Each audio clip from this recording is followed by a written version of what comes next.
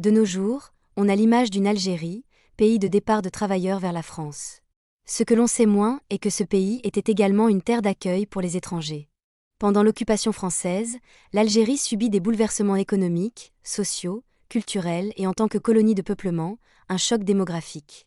Dans ce contexte, les Espagnols privilégient la région ouest en raison de la proximité géographique et de liaisons maritimes intenses dès les années 1830 et 1840 avec Alicante et Carthagène.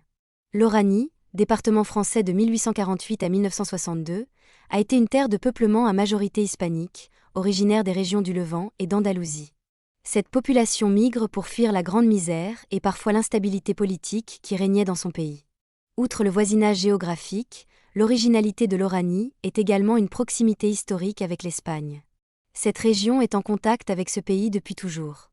Oran fut fondée au Moyen Âge par des Andalous musulmans, puis occupée pendant 2 siècles et demi par l'Espagne catholique. Dans ce pays existait un courant dit africaniste qui revendiquait l'Oranie. Entre 1937 et 1940, à Oran le consulat espagnol manœuvrait pour la réalisation de ce projet. En 1940, le gouvernement de Franco a négocié l'entrée en guerre aux côtés de l'Allemagne en échange de l'Oranie. Mais Hitler a écarté cette idée, refusant de fâcher son allié français. Dans cette moitié du XIXe siècle, Oran est une destination attractive et proche. Les familles espagnoles sont installées par de grandes sociétés d'exploitation coloniale, financées par les banques, dans des villages de colonisation.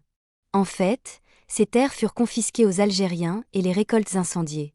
Puis elles furent laissées à l'abandon durant des années, avant d'être cédées à des firmes capitalistes liées aux banques. Dès cette époque, la propagande française affirmait que ces terres très fertiles n'étaient pas cultivées, qu'elles n'avaient pas de propriétaires, qu'elles étaient délaissées, non exploitées et que la France les a mises en valeur. Devant ce spectacle désolant de terres riches négligées, en friche, Français et Espagnols crurent à cette propagande d'un peuple algérien paresseux, ignorant, arriéré, médiocre. L'arrivée précoce de cette population a encouragé la mise en place de réseaux d'immigration, principalement familiaux et villageois. Puis s'y sont ajoutés les membres de la marine marchande espagnole et des passeurs. Ce trafic était encouragé par des émissaires des grosses sociétés coloniales, qui se rendaient par exemple dans l'arrière-pays d'Alicante pour inciter les gens à partir pour Oran. Le consul de France à Alicante collaborait à ce trafic. De son côté, l'Espagne a laissé faire car le pays vivait dans une grande tension économique et sociale et cette émigration servait de soupape de décompression. Jusqu'en 1914, on est dans un système de libre circulation. La France n'a pas fait d'obstacle à cette immigration. Elle a facilité les naturalisations dès 1865, mais les Espagnols furent très peu à y répondre. Cependant, la forte accélération des arrivées dans les années 1870 inquiète l'État, craignant une supériorité numérique des populations européennes qui menacerait la souveraineté française sur l'Algérie. Pour y remédier, il promulgue les lois de naturalisation de 1889 et 1893, qui visent à accélérer l'assimilation. La francisation s'intensifie sous le regard indifférent de l'Espagne. Toutefois, ces lois de naturalisation automatique ont déclenché l'hostilité des Français de la colonie. Ils doutent de la sincérité de ceux qu'ils nomment les néo-français et s'inquiètent notamment du vote de ces nouveaux électeurs et exigeaient le retour du droit du sang. Les affrontements opposant les deux communautés se déroulent jusqu'en 1895. De nombreux Espagnols sont expulsés. Mais l'antisémitisme va rapprocher les deux populations, avant de les diviser une nouvelle fois. Ces communautés déclenchent des violences contre les Juifs entre 1895 et 1905 durant la crise anti-juive oranaise. Mais, peu à peu, les Espagnols se retirent, ce qui fait réapparaître l'hostilité des Français à leur égard. La rengaine du péril étranger dure jusqu'à la Première Guerre mondiale. Par conséquent, bien que la misère soit la cause de cette migration, les Espagnols ont contribué au peuplement européen puis français de la colonie au moyen des naturalisations et du droit du sol. À partir des années 1930, les tensions économiques, sociales, politiques, idéologiques et identitaires s'entremêlent, en raison de la crise économique internationale de 1929, de la guerre civile espagnole, de la prise de pouvoir de Franco, de la Deuxième Guerre mondiale et de la France fasciste. Cependant, dans la vie quotidienne, l'Européen, qu'il soit naturalisé ou non, bénéficiait des mêmes avantages que les Français dans tous les domaines, dans le monde du travail, dans tous les aspects de la vie sociale. Il était l'égal des Français et occupait dans l'échelle coloniale des valeurs, l'échelon supérieur à celui de l'Algérien. D'autre part, dans les statistiques, les administrations et dans toute la vie sociale, politique, économique, Français, Juifs et migrants européens sont classés dans une même catégorie, celle des Européens avec tous les bénéfices liés à ce statut. Les Algériens étaient désignés comme indigènes musulmans. L'outil statistique étant déjà peu fiable, le pouvoir colonial a introduit encore plus de confusion en officialisant ces deux catégories.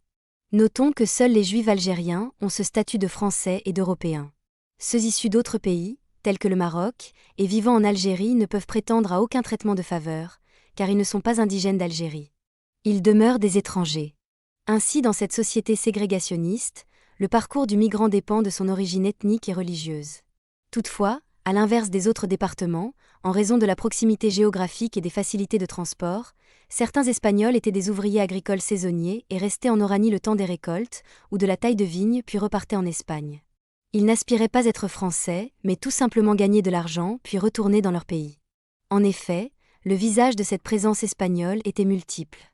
Les déplacements de l'Espagne vers l'Oranie étaient quotidiens et incessants. Dans ce domaine, les statistiques sont approximatives. Il est difficile de faire une séparation nette entre Français et Espagnols, tant ces deux groupes sont imbriqués. Au fil des décennies, la catégorie des Français progresse en raison des Espagnols naturalisés et de ceux nés en Algérie. Les statistiques sont également imprécises en raison de l'extrême mobilité de ces gens et de ceux qui vivent illégalement dans le département. Les 2/3 des migrants s'installent dans la ville d'Oran et sa périphérie. En hiver 1934, le nombre des Espagnols s'élève à 63 000 personnes dans l'arrondissement d'Oran. Durant cette décennie, l'immigration européenne est prépondérante et presque exclusivement espagnole, autour de 95%. Celle-ci représente près des 3/4 des étrangers, et le 1/5 de l'ensemble européen. La moitié des Espagnols sont des femmes. Elles constituent 75% des Européennes et 95% des femmes étrangères.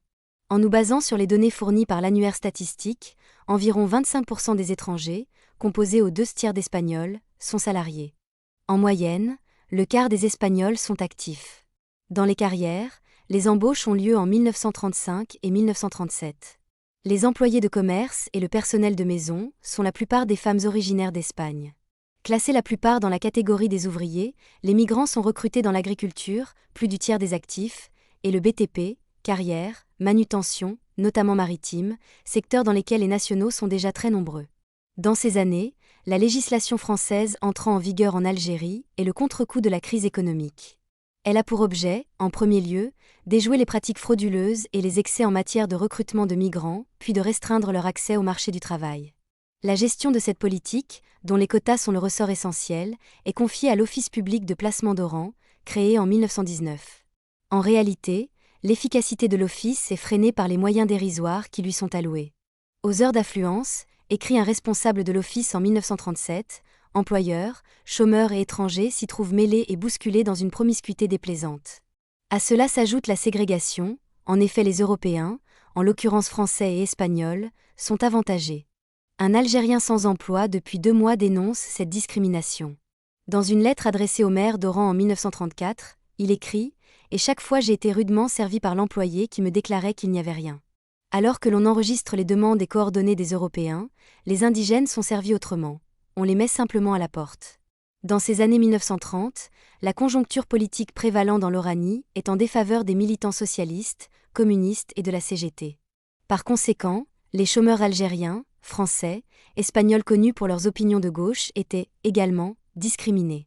Ainsi en 1937, pour le chantier de construction du port de Mers el-Kébir, le ministre de l'Intérieur du Front populaire veut solliciter cet office mais il fut sévèrement critiqué par la gauche oranaise. En effet, la situation économique critique a pour conséquence un chômage de masse. En mars 1935, le préfet déclare « D'une manière générale, on peut considérer toutes les communes du département comme atteintes par le chômage. » La première loi dite de « protection du marché du travail » entre en vigueur, dans la colonie, en juillet 1934. Elle veut contenir l'introduction massive de migrants par le patronat, en exigeant des étrangers désirant travailler en Algérie, ou bien leurs futurs employeurs, le dépôt d'une demande auprès de l'Office public de placement. L'administration coloniale veut, également, lutter contre la fraude aux documents de séjour. En effet, les candidats contournent la loi sur le registre de commerce et obtiennent, ainsi, une carte de non-salarié. En outre, Alger met en place une politique de restriction de l'emploi des travailleurs migrants dans les entreprises. La proportion des Européens étrangers est établie à 20% du personnel. Mais ni cette législation ni les limitations prévues par les cahiers des charges des sociétés, notamment de travaux publics, ne sont respectées. En 1936, les autorités imposent, également, aux employeurs de déclarer leurs ouvriers à l'office et de produire une fiche de renseignement sur chaque salarié, conservée dans un registre spécial. Les ressortissants espagnols doivent, désormais, être munis d'un contrat de travail. Les conditions d'accès dans les chantiers réservés aux demandeurs d'emploi se durcissent. Seuls les titulaires d'une carte de séjour de salarié, dont les enfants ont servi ou servent sous les drapeaux, sont autorisés à travailler dans la proportion de 10% du personnel. Au terme du recensement des ouvriers étrangers, les licenciements dans les administrations, les entreprises publiques et concessionnaires débutent en hiver 1935 à 1936. En 1937, les sociétés privées congédient, également, les étrangers. Les entreprises et parfois l'administration départementale jugent les restrictions infondées tant la main-d'œuvre locale est sous-qualifiée. En outre, le patronat refuse de pourvoir les postes vacants et recruter des Algériens à la place des migrants. La viticulture, activité européenne et la branche la plus rentable de l'économie départementale est également en crise. La production de vin est en 1934 et 1935 la plus élevée de la décennie, tandis que les cours et les exportations sont les plus bas de la période. Progressivement, les tailleurs de vignes saisonniers venus d'Espagne sont soumis à des restrictions. Cependant, l'Office de placement dénonce les pratiques des colons, a signalé certains viticulteurs qui, après avoir obtenu le visa de l'Office pour introduire des tailleurs de vignes espagnols, ont refusé d'embaucher les ouvriers du pays qu'ils avaient promis de nous prendre. L'Office propose de punir les réfractaires en amputant leur quota d'étrangers de 10% pour l'année suivante. En janvier 1936, la décision d'Alger de conditionner l'entrée des Espagnols à la présentation d'un contrat de travail vise à freiner principalement l'arrivée des tailleurs de vignes. Quant à l'Office, il suspend, provisoirement, le recrutement des saisonniers et rejette les 2183 dossiers déposés par les viticulteurs en 1936. Cela démontre que la main-d'œuvre locale peut suffire à assurer ce travail, explique l'Office. La gauche oranaise, mais également des viticulteurs anonymes, dénoncent des colons, accusés d'employer illégalement des saisonniers espagnols. Dans une société, structurellement ségrégationniste, la xénophobie s'amplifie avec l'approfondissement de la dépression. Dans les villes, des voix appellent les autorités et les viticulteurs au boycott des Espagnols. Toutefois, la ségrégation subsiste entre Européens et Algériens. Les premiers, qu'ils soient migrants ou français, sont ouvriers et perçoivent les plus hauts salaires. Les Algériens sont manœuvres et survivent dans les plus grandes privations. Marius Dubois, conseiller général socialiste d'Oran, met en garde ses concitoyens contre l'amalgame. On a dit quelque part qu'il y avait trop d'étrangers à Oran. Et de là à jeter dans la même poubelle d'honnêtes travailleurs et quelques indésirables, il n'y a qu'un pas. La plupart des demandes examinées et acceptées sont des renouvellements. En 1936, seules les demandes de prorogation sont acceptées. En outre, les ressortissants espagnols doivent, désormais, être munis d'un contrat de travail. En 1937 à 1938, la politique restrictive est renforcée par la nouvelle législation, limitant l'emploi des migrants et étendant le champ des licenciements. La relative hausse de 1939 s'explique par la pénurie d'ouvriers spécialisés et l'afflux de réfugiés espagnols.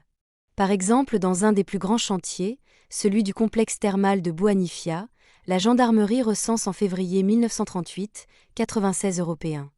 Les Espagnols représentent 13% de l'ensemble des salariés et 36% des Européens. Les Européens, Français et étrangers, sont maçons et perçoivent les plus hauts salaires. Dans le secteur minier, des chômeurs français reprochent à la direction des mines de Gare-Rouban à Marnia sa bienveillance à l'égard des Espagnols et Italiens. Dans toutes les localités, des chômeurs naturalisés français ou nés en Algérie au patronyme espagnol dénoncent l'emploi de leurs anciens compatriotes. Le 20 janvier 1939 est promulgué un premier décret relatif à la situation des travailleurs de nationalité étrangère en cas de guerre. La mobilisation procure, cependant, un répit aux salariés migrants, tandis que les entrepreneurs étrangers sont écartés des adjudications publiques. Au-delà du 1er juillet 1940, les salariés notamment en instance de naturalisation doivent être obligatoirement congédiés. Dans ces années 1930, en Algérie, comme en France, aux difficultés économiques et sociales, s'ajoutent des tensions idéologiques irréconciliables. La vie politique se divise en deux camps, celui de l'extrême droite et celui des partis politiques de gauche et organisations nationalistes algériennes. À gauche, nous retrouvons toutes les communautés, particulièrement à la CGT et au Parti communiste.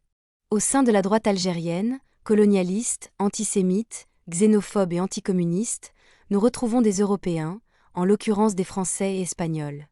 Le secrétaire de la section de Mostaganem de la Ligue des droits de l'homme et du citoyen condamne cet engagement politique à l'extrême droite, surtout quand il s'agit d'Espagnols, jeunes, qui ne veulent être ni Français, ni Espagnols. La Ligue est juste pour ces étrangers s'étant réfugiés en France pour échapper à des persécutions politiques de leur pays. Notre tolérance va à ceux-là, quant à d'autres hélas, qui parfois manifestent des sentiments heureux pour le Rassemblement national, c'est autre chose. Le renforcement des contrôles d'identité est à même de tempérer leurs ardeurs, estime-t-il. En effet, jusqu'à la promulgation de la nouvelle législation, la nationalité française n'était pas décisive dans la vie du migrant européen. Elle conditionne, désormais, son maintien dans l'emploi et le statut d'étranger limite, dorénavant, son accès au marché du travail. Le statut de résident n'est plus assimilé dans le champ économique et social à celui des Français.